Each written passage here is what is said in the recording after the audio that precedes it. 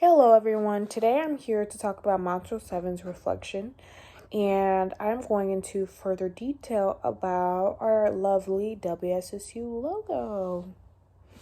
So with that being said, I am going to just let you know the color schemes that I chose and the colors that I wanted to implement just to make the WSSU logo more flashy. So let's get into it.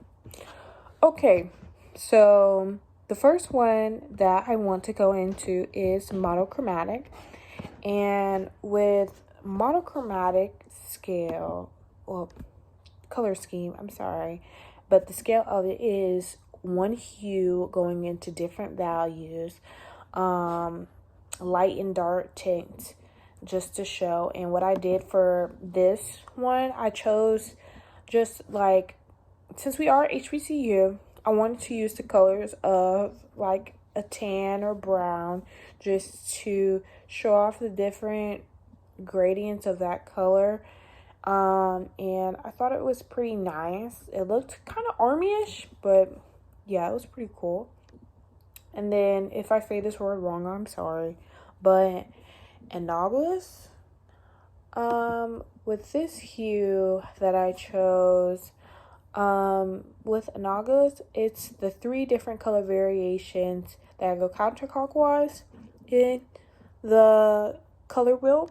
So the color that I decided to choose was my favorite color, pink. I really liked how it just made it more vibrant and just out there. And what I do in the WSSU part, I like to do every other color, not just it fading into one color. I just like for the eye to just jump off of just different colors. So I really liked how that played out. That was pretty fun. And then next, I did complimentary.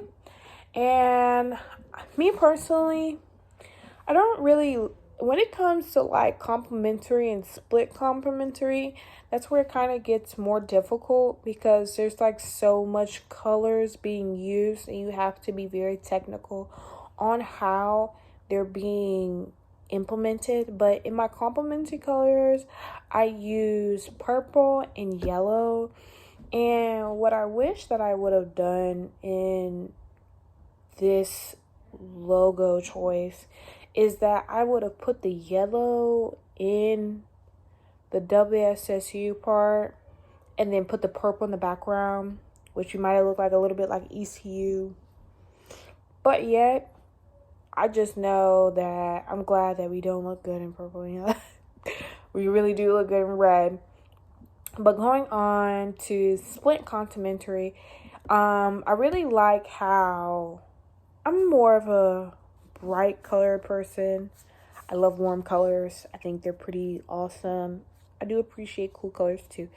But other than that, with the split complementary, it's literally splitting one hue and then one warm hue and then going straight down to the cool. And pretty much I appreciated how this turned out. Yet I believe that whenever I use the gray tones and the turquoise tones, dark turquoise, it really blended in together, and it probably could have worked a little bit better if I really just kept some black in there just to remove some of the space. But I personally think it's okay. I'm not gonna lie. And then last but not least, I used Triad.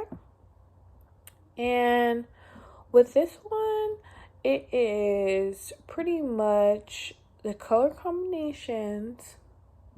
It's more, I don't really know how to explain it, but I'm going to use a definition because I don't want to explain it wrong. But the Triad's Possible is a 12 color wheel with 4, including the secondary triad as well as the 2 intermediate triads. But yet, how me personally, I believe that the triad me personally, I feel like it worked successfully for me. Out of all the color schemes that I use, and monochromatic and triad were pretty much the most successful for me.